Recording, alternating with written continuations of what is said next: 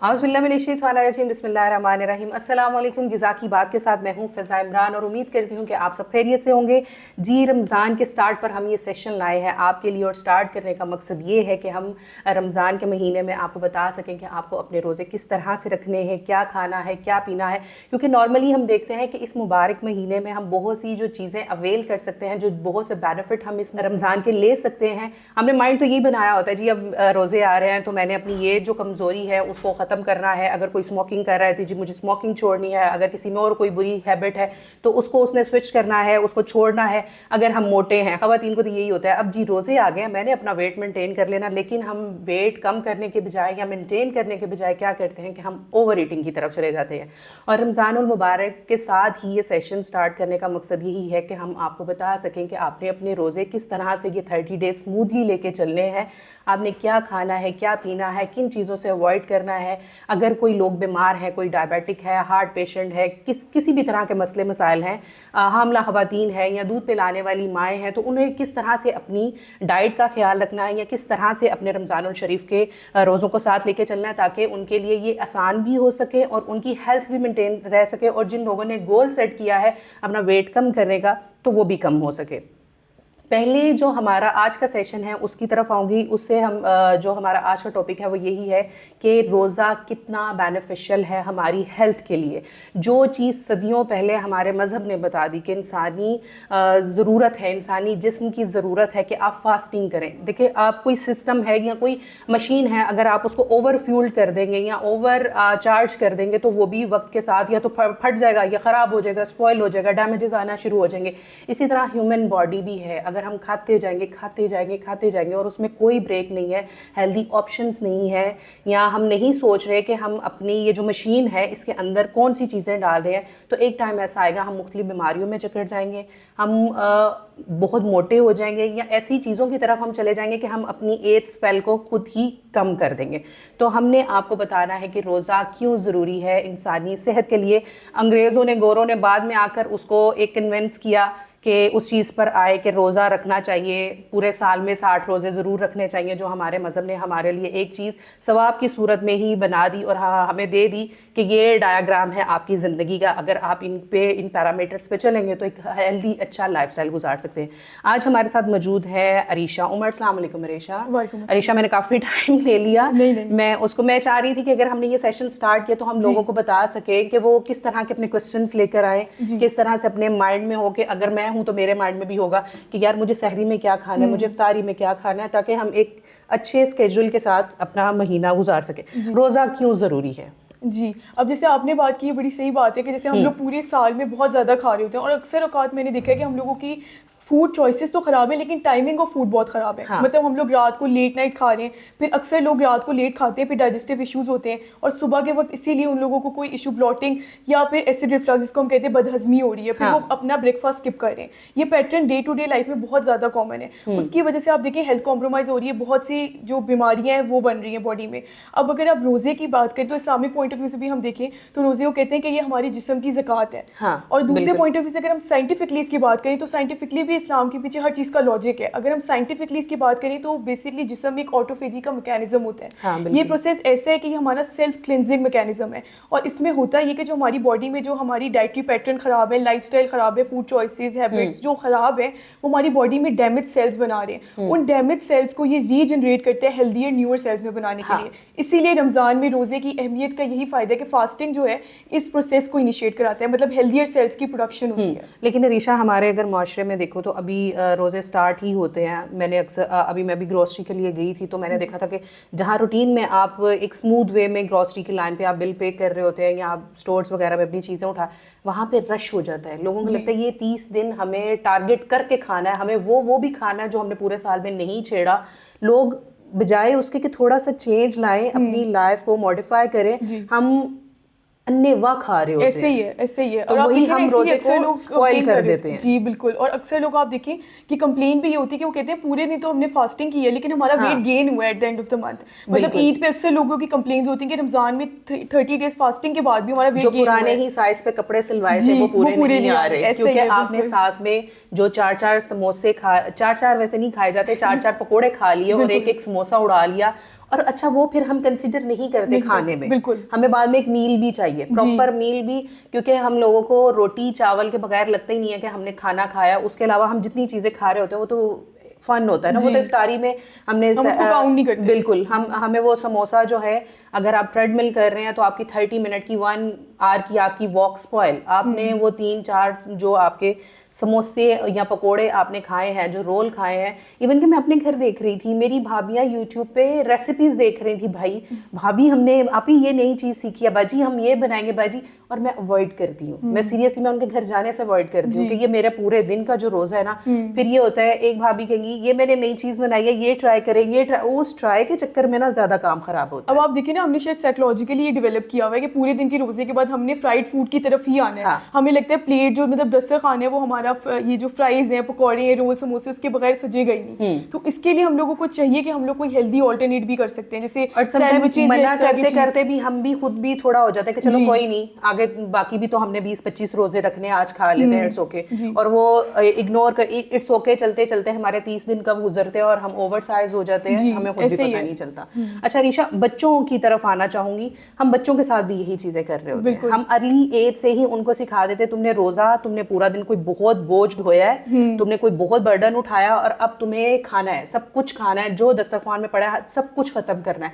तो अगर हम बच्चों के रोज़ों से स्टार्ट होते हुए बड़ों की तरफ आऊंगी कि किस तरह का आपकी सहरी किस तरह की होनी चाहिए, आपकी इफ्तारी किस तरह की होनी चाहिए, किस तरह से हम लेके चल सकते हैं कि बच्चों को भूख भी कम लगे, प्यास कम लगे, क्योंकि स्कूल्स तो माशाल्लाह से स्टार्ट ही हैं, बच्चों ने स्कूल भी जाना है, पूरा दिन भी गुजारना है। तो सहरी में कौन सी चीज़ें जो हैं हम दे सकते हैं? अच्छा, अब ये देखिए ना, वही मैं आपको कह रही हूँ, साइकोलॉजिकल है कि हम लोगों ने कोई अनहेल्दी पैटर्न की तरफ जाना है। बच्चों के लिए भी अगर हम बात करें तो हम सहरी को भी हेल्दी बना सकते हैं। मतलब हम लोग रोटी सालन जो घर में बनाए, या अंडा एक बहुत अच्छा प्रोटीन का सोर्स है बच्चों के लिए, क्योंकि पूरे दिन में उनको एक एनर्जी चाहिए। साथ हम लस्सी ऐड कर सकते हैं, वो भी एक हेल्दी सोर्स है। योगर्ट का एक बाउल ऐड कर सकते हैं। इसी तरह अगर आप बात करें इफ्तारी की, तो बच्चों को फैंसी फूड का होता है, तो हम हेल्दी में फैंसी फूड भी इंट्रोड्यूस करा सकते हैं। जैसे हम लोग healthy sandwiches, even healthy pizza भी हो सकता है, रोटी के ऊपर हम सब्जियां और थोड़ा सा चीज डाल के अगर ऐड ऑन करें तो हमारे एक हेल्दी, और मतलब एटलीस्ट हमने वो जो अनहेल्दी पिज्जा बनाना था या ऑर्डर करना था, उससे एक अच्छा स्विच हमें मिल जाएगा। बच्चे की पूरे दिन की जो एक एनर्जी उसको नहीं मिली थी, वो रिजर्व उसको अब चाहिए।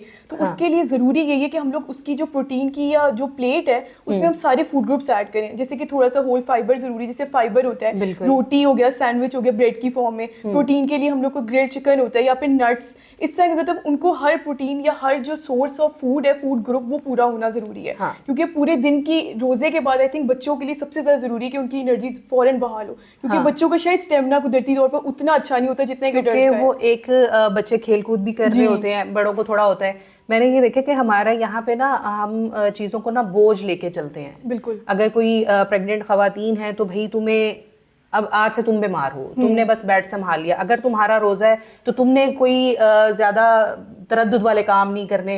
किचन है तो चलो वो तो खवातीन ने अपना करना ही है, लेकिन ज्यादा भागदौड़ वाला काम नहीं करना।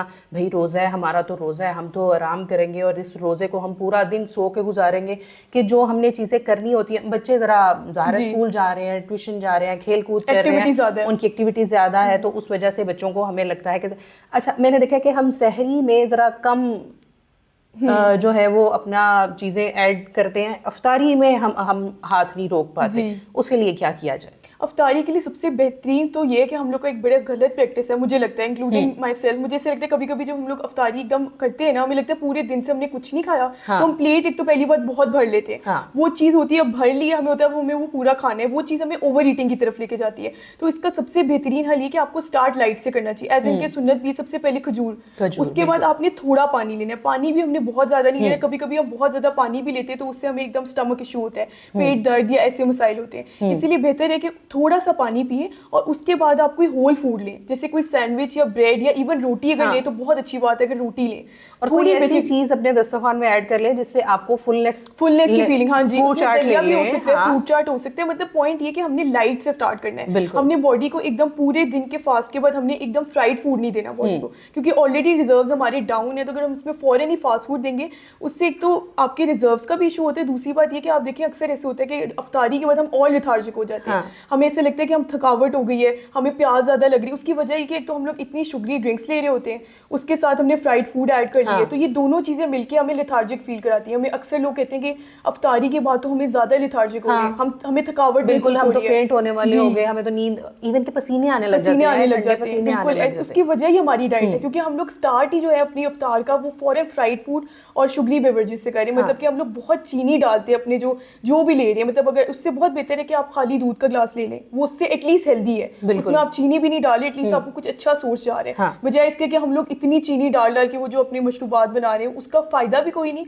और बॉडी में उसमें लेथार्जिक फीलिंग भी प्रोड्यूस होती है। अनीशा, मुझे ये लगता है कि एक घर की पूरे खाने पीने की जो जिम्मेदारी है ना, वो खतून खाना पे है, जो किचन में है जी। आप उस खतून की काउंसलिंग अच्छे से अगर कर ली जाए, अगर उसके माइंड में ये बिठा दिया जाए ये 30 डेज टारगेट है तुम्हारे अपने लिए, तुम्हें वेट कम करना है, तो मेरे ख्याल में वो बाकियों को भी हेल्दी और अच्छा खाना खिलाएगी। और अगर उसको खुद लग रहा है कि मुझे ये क्रेविंग्स है, मुझे ये बनाना है, मुझे ये नई चीज़ इंट्रोड्यूस करवानी है, इस रमज़ान तो मैंने अपने मियाँ के दिल में 10 मरले का प्लॉट तो बना ही लेना है, मैंने उसको ये खिलाना है, वो खिलाना है, वो खिलाना है, तो 10 मरले का प्लॉट बने ना बने, वो 10 मरले का पेट ज़रूर बाहर को निकल आएगा, मर्द हजरात का भी, जो बहुत बुरा लगता है। इवन कि अक्सर मैं देखती हूँ मर्दों ख़वातीन के किसी को क्रिटिसाइज नहीं कर रही, लेकिन एक चीज बुरी लगती है जी। मर्दों में निकला हुआ पेट, औरतों में लटकी हुई, बिल्कुल आपकी चाल ढाल खराब हुई है, आपको पूरी बॉडी फिगर आपका खराब हुआ है, फिर हम कहते हैं जी बॉडी शेमिंग हो रही है, कोई हमारी हम पे बात क्यों कर रहा है। बिल्कुल। तो मेरे ख्याल में अगर मेरी आपके साथ कोई सिंसेरिटी है तो मुझे आपको और आपको मुझे ये रियलाइज करवाना पड़ेगा कि मिस फिजा आप बुरी लग रही हैं, या रीशा आप मोटी होकर बुरी लग रही हो, या आप थोड़ी अच्छी हेल्दी होके अच्छी लग रही हो। तो हमें एज अ सोशली भी अपने फ्रेंड्स गैदरिंग को, अपने घर में, अपने आसपास लोगों को ये रियलाइज़ कराना ज़रूरी है कि आपके हेल्दी डाइट पैटर्न्स पे रहते हुए आप अच्छे लगते हैं, आप खूबसूरत लगते हैं, आपके स्किन के इतने इश्यूज सोल्व हो जाते हैं। बिल्कुल ऐसे ही आप अब मैं देखती हूँ कि आप वो इंटरमिटेड फास्टिंग पूरा साल हम कर करके खप जाते हैं, जब रोज़े आते हैं और हम उसको बिल्कुल ही भूल के, रोज़ों में हमने अपना माइंड सेट किया हुआ है कि रोज़े पता नहीं कौन सी हमसे मुशक्क़त हो जानी है और हमारे से कौन सी कोई हार्डेस्ट चीज़ हो जानी है जिसको फुलफिल करने के लिए ना हमने आउट ऑफ द वे जाकर सब कुछ खाना है। अच्छा, आपने खजूर और पानी का जिक्र किया जी। खजूर और पानी पे लैदा से भी एक हम सेशंस रखेंगे, क्योंकि कंप्लीट ये दोनों ही एक कंप्लीट चीज़ है जिसकी अहमियत अफादियत को हम एक सेंटेंस में या 2-3 मिनट में नहीं कर सकते, लेकिन थोड़ा सा मुख्तसर सा बताइएगा। अगर हम खजूर लेते हैं, ये कंप्लीट मील है, ये किस तरह से हमारी बॉडी को, हमारे इम्यून सिस्टम को या हमारी जो गट हेल्थ है उसको इम्प्रूव करती है, हमें किस तरह से बूस्ट करती है? इसी में आप देखिए पूरे दिन के रोजे के बाद हमारा नेचुरल सी बात है कि जो एनर्जी का रिजर्व है ना वो कम हो जाएगा, क्योंकि पूरे दिन से हमने कुछ खाया नहीं है। अब डेट्स जो खजूर है उसका फायदा ये कि वो एक नेचुरल एनर्जी का सोर्स है, क्योंकि एक तो हमारी एनर्जी को बूस्ट कर रहा है और साथ साथ इसके अंदर नेचुरल शुगर्स है। मतलब बजाय इसके कि हम आर्टिफिशियल स्वीटनर्स या शुगर की तरफ जाएं, तो डेट्स का ये फायदा है कि वो हमें एक नेचुरल शुगर मिल रही है और उस नेचुरल शुगर की वजह से हमारी एनर्जी, इम्यून हेल्थ जो है वो बूस्टअप होती है। इसीलिए सुन्नत भी है और साइंटिफिकली भी ज्यादा बेहतर है कि अगर आप रोजे का जो इफ्तार है मतलब वो अपना स्टार्ट खजूर से करें, एनर्जी रिजर्व के तौर पे। अच्छा, सहरी में जो हम पानी के टैंक अपने सेव कर रहे होते हैं कि हम इतना पानी पी ले, अजान के टाइम तक हम पानी चढ़ा रहे होते हैं और हमें लग रहा होता है कि ये हमने बहुत भर के पानी पी लिया तो ये पूरा दिन चलेगा, तो वो कितना कारआमद रहता है पूरे दिन में? असली में यूरिनेशन में जाहिर है आप जितना पानी पियेंगे, यूरिनेशन का एक सिस्टम तो रहना ही है, वो जितना आपने ओवर ड्रिंकिंग किया है वो निकलेगा तो सही, ऐसे ही है। तो मैं चाह रही थी उसको थोड़ा समझा दें कि अगर हम ज्यादा पानी भर भर के पानी पी लेते हैं ग्लास या जग, तो वो पूरा दिन हम उसको, भाई उसने निकलना भी है, हम रोक नहीं सकते, यूरिनेशन का एक नेचुरल सिस्टम है, तो पानी प्यास कम लगे क्या कर सकते हैं? असली में आप देखिए कि मुझे लगता है सारी चीजें ना हमारे माइंडसेट से हैं, ये साइकोलॉजिकल है। अब हमें साइकोलॉजिकली लगता है शायद उस टाइम हम बहुत ज्यादा पानी पी लेंगे तो शायद पूरा रोजे में हमें प्यास ही नहीं लगनी, लेकिन ऑब्वियसली बात है अल्लाह ने कुदरती जो मैकेनिज्म बनाया है यूरिनेशन का, एक्सक्रीशन है जो, वो आपने पानी पिया थोड़ी देर बाद आपको यूरिनेशन के थ्रू उससे निकल जाना है। बेशक आप उस टाइम 4 ग्लास पी रहे 5, उससे बेहतर ये होता है उससे बस यही होगा कि आपके चक्कर बढ़ जाएंगे। बिल्कुल ऐसे ही है, उससे बहुत बेहतर है कि हम सहरी की अपनी फूड चॉइसेस को बेहतर बनाएं। मतलब कि सहरी में अक्सर लोग मैंने देखा है कि पराठे खाते हैं, किसी भी सालन या फ्राइड एग ले लेते हैं, उसके साथ पराठा। अब पराठे से नुकसान ये होता है कि पराठा क्योंकि बहुत ज़्यादा ऑयली होता है, अब ज़्यादा ऑयल जो है ना वो थ्रस्ट प्रोड्यूस करता है, मतलब कि जैसे एक्सेसिव ऑयल चीज़ होगी ना आपको प्याज के जो है वो ज़्यादा लगेगी। तो इसीलिए बेहतर है कि उसका ऑल्टरनेट है कि आप या तो आप दलिया बना लें, जो यखनी में दलिया बनता है वो बहुत मजे का लगता है सहरी के टाइम, या वो ले लें, या तो आप सिंपल सादा रोटी ले लें, दही का ऑप्शन बहुत अच्छा है। जो आप रोटी ले लें, रोटी के साथ आप घी ले लें, ठीक है, जब आपने रोटी पे घी लगा लिया, साथ आप ले लें 1 बाउल योगर्ट का। योगर्ट का फायदा ये, एक तो उसकी तासीर ठंडी है, दूसरा ये प्रोबायोटिक है, आपकी जो गट हेल्थ है उसको इंप्रूव करता है, और तीसरा सबसे अच्छी बात इसमें ये क्योंकि ये इसकी तासीर ठंडी है तो आपको जो प्यास है ना वो कम लगती है, इस वजह से लोग जब आपको कोई ठंडा फील होता है तो फिर आपको वो बाहर की गर्मी या हरारत भी बिल्कुल आपको कम फील होती है, और आपको प्यास जो एक वो साइकोलॉजिकली आपको फील होता है, वही साइकोलॉजिकली ही हमारा माइंडसेट है, हर चीज घूम के ये हमारी साइकी है जो हमने अपने खुद पैटर्न सेट किए। ये सारी जो मुझे लगता है रमजान हमें मिलता ही पूरे साल में 1 महीना, वो होता ही इसलिए ताकि हम लोग अपने इन टॉक्सिन्स जो बॉडी में बने हैं इनको डिटॉक्सिफाई करें, और डिटॉक्सिफाई करने के लिए सबसे इंपॉर्टेंट है कि हमारी हेल्दी प्लेट होनी चाहिए। अगर हम इसको ओवरलोड करें शुगर से या फिर फ्राइड फूड से तो फिर वो जो कॉन्सेप्ट था ना फास्टिंग का वो पूरा नहीं होगा। जो पहले से मसले मसाइल आपके कोलेस्ट्रॉल के या चल रहे हैं मोटापे के, वो मजीद हम उसको डेंजर जोन में लेके जा रहे हैं। अब आप देखिए ना फास्टिंग नेचुरली तौर पे फैट मेटाबॉलिज्म को ब्रेक डाउन करता है। अगर हम और ही फैटी फूड से इंट्रोड्यूस करवा रहे हैं, अपना डायरेक्टली फास्ट को ब्रेक कर रहे हैं फैटी फूड से, तो वो जो ब्रेक डाउन हुआ था फास्ट में उसका बेनिफिट तो मिलेगा ही नहीं बॉडी को, क्योंकि हमने फॉरन ही इंट्रोड्यूस फ्राइड फूड के साथ करा दिया। और फास्टिंग का कॉन्सेप्ट जो मैंने पढ़ा हुआ है, बाकी टेक्निकली तो आपको रीशा ही बताएगी कि हमारी बॉडी में जो फैट्स डिपॉजिट होने लग जाते हैं, जब हमारी बॉडी को, तो जाहिर है मशीन है, उसको काम करने के लिए, अपनी परफॉर्मेंस के लिए जरूरत पड़ेगी उस एनर्जी की, तो वो उसको यूज करना शुरू कर लेते हैं। वो फैट्स जब यूज होते हैं तो अब फिर खुद ही आपकी जो लीन मीट रह जाता है, फैट्स बर्न होना, फैट्स यूज जब होना शुरू हो जाते हैं तो ऑब्वियसली वो बर्न होना शुरू हो जाते हैं। लेकिन जब हम उन फैट्स को बर्न होने की बजाय मजीद ऐड ऑन ही करते रहेंगे तो वो जो पहले के पड़े हुए हैं वो भी पड़े हुए हैं, और वो जमा एक चीज होती जा रही है, और वो उसकी फिर एट दी एंड रिजल्ट्स क्या निकलते हैं? मोटापा। बिल्कुल, हम मोटे हो जाते हैं। मोटापे के अलावा आप देखिए बहुत सी बीमारियों की जड़ बनती है। अब जैसे जिन लोगों को already I think heart issue है, हाइपरटेंशन है, या इवन आप देखिए यूरिक एसिड, कोलेस्ट्रॉल, जो कि आजकल की बहुत ऐसी बीमारी है जो हर घर में आई थिंक हर बंदे को होगी। अब फैटी लीवर आप ले लें, हर घर में है, कोलेस्ट्रॉल हर घर में है, यूरिक एसिड हर घर में है, और हमें पता भी है कि हमें किन चीजों को अवॉइड करना है। बिल्कुल ऐसे ही है, लेकिन वो शायद हमें लगता है कि पूरे दिन हमने बहुत मेहनत की है, वो रोजा रखे और वो इतनी देर से वो फास्टिंग चली, कुछ नहीं खाया, तो हमें लगता है कि इस टाइम फुल जितना मर्जी खा ले शायद बॉडी को लगेगा नहीं। और ये ना जो हमारी सराउंडिंग में है, इवन अब आप अपनी आपकी मदर या मेरी मदर या हमारी माँ को यही होगा, है हमारा बच्चा पूरा दिन जॉब से आया है, थका हारा, ऊपर से रोजा भी था, चलो आज खा लो, इट्स ओके, आज खा लो। ये आज के चक्कर पे ना हम वो अपने 30 दिन वही चीजें खाते जाते हैं। एक दिन उसके कहने पे खा ली, एक दिन उसके कहने पे खा ली, 2 दिन अपनी मर्जी से खा ली, तो वो 30 दिन का पैटर्न जो है पूरा हो जाता है, गुजार दिया। और फिर ईद पे सब कहते हैं कि भाई तुमने इतना महंगे सूट का भी सत्यानाश कर दिया है, ना सूट अच्छा लग रहा है, क्योंकि जो तुम्हारे 6 पैक्स बनने थे वो पैक्स बाहर को उबल के आ रहे हैं, जिसकी वजह से लेकिन आप देखिए ना इसमें आई थिंक अब जो यंग जनरेशन है उसमें डिप्रेशन भी इस वजह से हो रहा है, क्योंकि ईद पे होता है कि जो बच्चे, उनको इस मैकेनिज्म की इतनी अकल नहीं है, उनको ये लगता है यार 30 दिन हमने तो बहुत मेहनत की थी, हमने तो बिल्कुल रिस्ट्रिक्ट रहे, हमने पूरा दिन फास्टिंग की है, लेकिन बाद में हमारा ईद पे जब वो देखते हैं तो वेट गेन हुआ होता है। आई थिंक इसलिए भी अवेयरनेस जो है एक हेल्दी प्लेट की, हेल्दी मील की, वो इसलिए भी ज़रूरी था कि बच्चों को भी ये एडवांटेज पता चले कि आपका वेट लॉस होगा, लेकिन अगर आपकी डाइट ठीक है, अगर आपकी वो प्लेट जो है वो बैलेंस मील है, हेल्दी मील है, तभी वेट लॉस होगा। अभी तो बच्चों को लेके अभी रिस्पॉन्सिबिलिटीज उनकी मदर्स की है जी, उन्होंने उनकी नेचर डेवलप करनी है ना। अभी 15 के होंगे, 14 के होंगे, तो उनकी अपनी चॉइसेस डेवलप होगी कि हमें क्या पिक करना है, क्या खाना है, अपनी प्लेट किस तरह से बनानी है। हमें बच्चों को मेंशन किया, मेरा बेटा 10 साल का माशाल्लाह से, अरीशा उसको अभी से फिक्र है, मामा मेरी जॉ लाइन, मामा मेरी नेक लाइन। आजकल के बच्चे वेल अवेयर हैं। मैं कहती हूँ कि हमें उस उम्र में खेलने कूदने के अलावा किसी चीज की फिक्र ही नहीं होती थी। पहले मैं अपनी मियाँ कहती थी कितना कॉन्शियस हो रहा है, लेकिन अच्छी बात है, बच्चे को कॉन्शियस होना चाहिए। अब थोड़ी गर्मी आ गई है तो उसकी स्किन टैन हो जाएगी, तो वो उस पर कॉन्शियस हो रहा होता है, मामा ये देखो मेरे आधे बाजू और कलर के, आधे बाजू और कलर के। हम उन चीजों की फिक्र नहीं करते थे। उसको फिक्र होती है कि मैंने देखो पानी नहीं पिया, मामा मेरे लिप्स का कलर खराब हो रहा है, मेरे लिप्स खराब हो रहे हैं, ड्राई हो रहे हैं। तो बच्चों को ये चीजें पता होनी चाहिए। अब विंटर्स ये है तो मैंने उसके पास वेजलिन, छोटी वेजलिन, आप बच्चों के ये नेचर्स माओ ने डेवलप करनी है। जो बच्चे ओवर ईटिंग कर रहे हैं, आपने उनको खुद रियलाइज कराना है कि you are not the dustbin. आपको हर चीज नहीं डालनी, आपको सिलेक्टिव चीज खानी है, आपको जो अच्छी लग रही है आपको वो खानी है।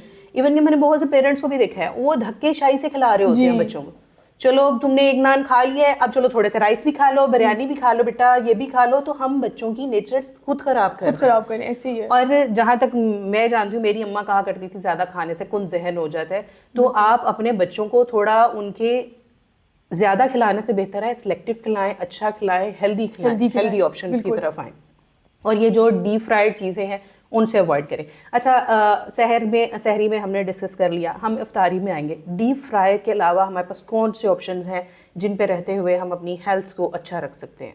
अब देखिए कि अगर हम समोसे पकोड़े जो हमने मुझे लगता है रोजे के साथ साथ हमने इनको भी फ्राइज में शामिल किया हुआ है, रोजे इनके बगैर टेबल नहीं बनेगी, ऐसे ही है। इवन कि मैं अपनी अम्मी की तरफ जाऊं तो मेरे रास्ते में एक बेकरी पड़ती है, बहुत मशहूर नाम है उसका, तो वो मुझे कहेंगे कि वो चिकन वाली कचौरियां लेती आना, वो चिकन वाले समोसे लेती आना, कि उनको लगता है कि इन चीजों के बगैर हमारा रोजा खुलेगा ही नहीं। ऐसे ही है। खजूर तो चले सुन्नत है, वो तो खानी है, हमने बाकी चीजें कब कैसे अपने ट्रेडिशन बना ली। ये जैसे ईद से हमने बहुत सी चीज़ें मंसूब की हुई हैं, ऐसे रमज़ान से हमने बहुत सी चीज़ें खुद ही अपने सहरो इफ्तार से मंसूब की हुई हैं कि इसके बगैर नहीं होगा। ठीक है अरीशा, मैं चाहूँगी साइंटिफिकली आप बताएंगे, जब हम 30 दिन के रोज़े रखते हैं हमारी बॉडी में क्या चेंजेस आते हैं, हमें कितना एनर्जेटिक फील होता है? लोगों को तो लेथार्जिक लग रहा होता है, लेकिन किस तरह से एक जो सिस्टम है, एक नेचुरल सिस्टम है, वो किस तरह से हमें बूस्ट देता है? और हमारी जो मैंने सिगरेट को स्टार्टिंग में मेंशन किया था कि जिन हजरात को लगता है कि मुझे सिगरेट छोड़ना है, जिन हजरात को लगता है मुझे पान छोड़ना है, गुटखा छोड़ना है, नस्वार छोड़नी है, जो उनको लगता है अजाबे जान बने हुए हैं, अगर आप 15 घंटे के रोज़े में छोड़ सकते हैं, बिल्कुल 8 घंटे हमने सोना भी है ना, तो 3 से 4 घंटे हम किस तरह से उन चीज़ों को अवॉइड कर सकते हैं, या क्या ऐसी स्ट्रेटजी बना सकते हैं कि हम वो अपनी हैबिट्स छोड़ सकें? असली में आई थिंक ये बड़ा एक पैटर्न है जो बड़े से छोटे पे इम्प्लीमेंट होगा। मतलब देखिए ना, अगर एक घर में फ्राइड फूड बन रहा है, इससे आप देखिए ना, अगर टेबल सजी हुई है तो वो ऑब्वियस है कि वो हर बंदा, जो भी फैमिली मेंबर्स है, वो सबने खाना है। हाँ। इसके लिए इंपॉर्टेंट ये कि हम लोगों को हेल्दी ऑल्टरनेट खुद ही डेवलप करने। अब जैसे आपने वो बात की कि यूट्यूब पे सर्च कर रहे होते रेसिपीज, तो अभी मुझे नहीं लगता इवन मेरी अपने घर में हमने कभी हेल्दी रेसिपी लिख के कभी नहीं सर्च किया होगा। हाँ। क्योंकि माइंड सेट ही नहीं जाता, हमें लगता है जब तक वो डीप फ्राइड चीज़ नहीं होगी तब तक वो रमजान की प्लेट ही नहीं बननी। तो इसीलिए इसके लिए ज़रूरी है कि हम लोग सहरी की अगर आप बात करें या अफ्तारी की, उसमें हेल्दी ऑप्शन हमने खुद ऐड करने। मतलब आप देखिए, हम फ्राइड फूड इतना खा लेते हैं, आई डोंट थिंक कि वो फ्रूट तक हमारी बारी जाती है। उस बच्चे नॉर्मली उनका पेट उसी से भर जाता है, जब तक वो फ्रूट की बारी आती है वो कहते हैं रात को खा लेंगे या बाद में खा लेंगे। खाने तक या बाकी चीजों तक तो हम पहुंच ही नहीं पाते। बिल्कुल, हम वो उसी में ही इतना फिल्ड हो जाते हैं। लेकिन कुछ लोग माशाल्लाह से उसके बाद भी खा रहे होते हैं। लेकिन अच्छा, मुझे वैसे आइडियली तौर पे लगता है कि अफ्तारी में आइडियली हम लोगों को रोटी ही से स्टार्ट लेना चाहिए। हाँ। क्योंकि देखिए एक होल फूड है, बेहतर है कि आप रोटी के साथ कोई भी सालन ले लें। हाँ। ग्रिल्ड फिश ले लें, ग्रिल्ड चिकन ले लें। से पेट भर गया तो बाकी ऑप्शंस की तरफ फिर आप नहीं जाओगे। ऑब्वियसली अगर आप जैसे आप देखें हमारे पेरेंट्स, मुझे लगता है उनका बेहतर तरीका था, क्योंकि वो कहते हैं कि आप लोगों में ये ज्यादा है कि आप लोगों ने फ्राइड फूड से स्टार्ट करना है, वरना उनका रोटी सालन ही एक फिक्स था। हाँ। पहले के टाइम पे ये आई थिंक हमने बहुत फैंसी बनाई है। इफ्तारी कर ली, इफ्तारी के बाद नमाज पढ़ ली, नमाज के बाद फिर हमने वो इफ्तारी का जो बचा कुछ वो खा रहे होते हैं, फिर हम 8-9 बजे के करीब हम डिनर कर रहे होते हैं। और उस पे भी देखें पोस्ट टाइम भी होते हैं। मतलब कुछ लोग ऐसे भी हैं जो सहरी तक जाग रहे हैं, तो उन्होंने उसके बीच में भी कुछ खाना है, क्योंकि ऑब्वियसली जाग रहे हैं, भूख लगेगी, उनको होता है सहरी करके सोए, आंख नहीं खुलेगी। ऐसे बच्चों के ये वाले मसले भी होते हैं। फिर उसके बीच में भी उन्हें कुछ खाना है, और वो भी नॉर्मली अनहेल्दी ही होता है। अच्छा अरीशा, एंडिंग की तरफ जाने से पहले जो एक मसला है वो भी मुझे लगता है हमारा कौमी प्रॉब्लम है, क्योंकि वो मेरा भी है, चाय कॉफी। चाय कॉफी सहरी में लोग लेना चाह रहे होते हैं, फिर जैसे ही रोजा खुलता है, अभी तो हमने उन लोगों को डिस्कस किया ना कि जो रोजा खुलते ही एक बारात का खाना खुल गया और खा लो, जो कुछ मिल रहा है आपके हाथ, जो कुछ आ रहा है खा लो। लेकिन कुछ लोगों के मसाइल मेरे वाले भी होते हैं कि इधर से खजूर तो भाई मुझे चाय का एक कप दे दो, मुझे कॉफी का एक कप दे दो। तो किस तरह से हम इन चीज़ों को थोड़ा कंट्रोल कर सकते हैं? अच्छा आप देखिए, हम लोग में मतलब हमारी डिग्री भी ये नहीं कहती कि हर रिस्ट्रिक्ट नहीं करना हमने। हाँ। बेसिकली बस हम ये कहते हैं कि excess of everything is bad. अब आप देखिए कैफीन का अगर आप साइंटिफिकली भी देखें ना, तो ज़्यादा कैफीन जो है वो आपकी थ्रस्ट को बढ़ाएगी। हाँ। मतलब जितना आप चाय कॉफ़ी की तरफ जाएंगे, क्योंकि डायूरेटिक है, एक तो यूरिनेशन ज़्यादा है, और उसके साथ साथ आपको बहुत ज़्यादा प्यास लगेगी। इसीलिए कैफीन को रिस्ट्रिक्ट नहीं करना, लेकिन मॉडरेट करना है। उसका बेहतरीन हाल ये कि एक तो हम लोग कम पत्ती वाली, जैसे हम लोग बहुत ज़्यादा पत्ती वाली चाय नॉर्मली लेते हैं, तो एक तो पत्ती के अमाउंट कम होनी चाहिए, दूसरा क्वांटिटी कम। जैसे अफ्तारी के एक तो वैसे भी वक्फा इंपॉर्टेंट है, फौरन लेना वैसे भी नहीं अलाउड। हाँ, तो थोड़े खाने में भी इवन कहा जाता है 1 आवर हाफ एन आवर की गैप होना चाहिए, लेकिन आप एक कप लें बेहतर है। मतलब साइकोलॉजिकली हमें होता है ना, उसके बाद हमें होता है एक और कप पीना है, वो 10-11 बजे हमारा वो कप चल रहा होता है, तो वो कोशिश हमने करनी है, माइंड को डेवलप करना है कि यार वो कप मैंने तब नहीं पीना। तो हेल्दी ऑप्शन में कितने कप हम ऐड कर सकते हैं? असली में बेहतर तो एक्चुअली हेल्दी तो है ही नहीं ना, किसी एंगल से हम जस्टिफाई नहीं कर सकते। लेकिन क्योंकि एशियन लोग हैं, आदत है, तो आई थिंक एक कप इज इनफ, मतलब आप हम बाद में जिस एक कप चीज़ ले के लें। आदी होते हैं ना, चाहे वो अच्छी चीज़ है चाहे वो बुरी चीज़ है, चाहे कुछ भी है खाने पीने में है, इवन के तंबाकू नोशी है, हमारी चाय है, हमारी कॉफ़ी है, हम उसको बहुत अच्छे से जस्टिफाई करते हैं। बिल्कुल ऐसे ही है। हाँ, मैं इसलिए कहती हूँ ना, चाय इसका justify नुकसान नहीं हो नहीं है। सकती। हाँ, इसका नुकसान नहीं है, एक कप पी लेने से कुछ नहीं होगा, it's okay. Coffee black coffee पी लो, दूध ना डालो, इससे असली में कुछ देखिए, नहीं आई होगा। Think at the end of the day ना, मैं यही कहना चाहूंगी कि ये सारा साइकोलॉजिकल है। अब आप देखिए, जब हम फ्राइड फूड भी खाते हैं ना, माइंड को ही कह रहे थे कोई बात नहीं, पूरे दिन रोजा भी तो रखा है, पूरे दिन कुछ नहीं खाया, तो इतना सा फ्राइड फूड वॉन्ट हर्ट, वो वाली बात है। वो इतने से हमें लगता है इतनी कैलोरीज लगेंगी नहीं शायद बॉडी को, और जब वो एडवर्स मुझे सिर्फ होता है weight gain is not the only issue. I think issue ये भी है कि आपकी डिजीज जो साथ साथ प्रोग्रेस हो रही है, बच्चों में शायद वेट गेन है लेकिन बड़ों में वो डिजीज है, मतलब जिनको ऑलरेडी हार्ट इशू है, कोलेस्ट्रॉल तो इशू वो है, बच्चों की डेवलप ही होगा। टाइम से वो चले बैड पैटर्न्स पे, तो वहां जाते जाते वो बीमारियां इसीलिए आई बन थिंक गई ना। बच्चों में कंट्रोल करना सबसे इंपॉर्टेंट है, क्योंकि जब बच्चों में कंट्रोल होगा तो वो आगे तो प्रोसीड बच्चों नहीं में अब करेगा। देखो ना, हमारे टाइम में कोई बहुत सदियों पुराना टाइम नहीं था, हाइपरटेंशन हमें जी हम कहते थे ना, अब मैं बच्चों को देख गुस्सा हो रहा है, कुछ दिल कर रहा है तोड़ दूं, हम ऐसा कहते थे ना, तुम्हारी माएँ हमें तोड़ देती थी कि भाई तुम कहाँ का ये नखरा है, ये कहाँ का मिजाज है, ये तुम बिहेव किस तरह से कर रहे हो या कर रही हो, ये क्या मसला क्या है, कहाँ प्रॉब्लम है। तो हम माओ की नजर से समझ आ जाता था कि अब मार पड़ जानी है। अब बच्चे एग्रेशन स्कूल से पकड़ा है, भाई मुझे गुस्सा आ रहा है, मैं बोर हो रहा हूँ।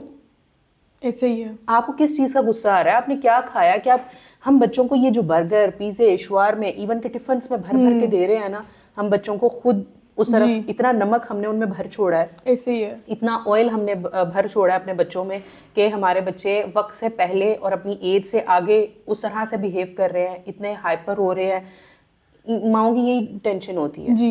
ये मेरा बच्चा हर वक्त बहुत हाइपर रहता है, इसको तो कंट्रोल करना बहुत मुश्किल है। भाई माँ ही कंट्रोल करेंगी। और अगर अरीशा फूड अथॉरिटी ज्वाइन करने से पहले मुझे जहाँ से जो मिलता था मैं खा लेती थी, शुक्र अल्हम्दुलिल्लाह, जो भी। लेकिन जब मेरे बच्चे मेरी जिंदगी में आए, मुझे वो हर चीज़ अनहेल्दी लगने लग गई। मुझे लगा कि नहीं, ये ठीक नहीं है, ये ठीक नहीं है। अब मेरी अम्मी कहती हैं कि तुम तो इतना फेस क्रिएट करती हो, तुम तो कुछ खाने नहीं देती। जब एक माँ होती है ना, वो बहुत कॉन्शियस होती है, वो अपनी ज़ात के लिए चाहे उतनी हो ना हो, लेकिन अपने बच्चे के लिए बहुत होगी। तो बीइंग अ मदर, आप चीज़ों को सोचना शुरू करें, देखना शुरू करें। दस्तरख्वान की रिस्पॉन्सिबिलिटी, सुबह खाने और सुबह आपकी सहरी और इफ्तारी की रिस्पॉन्सिबिलिटी ख़वातीन की है। आप वही चीज़ें बनाएंगी जो घर वाले वही खाएंगे।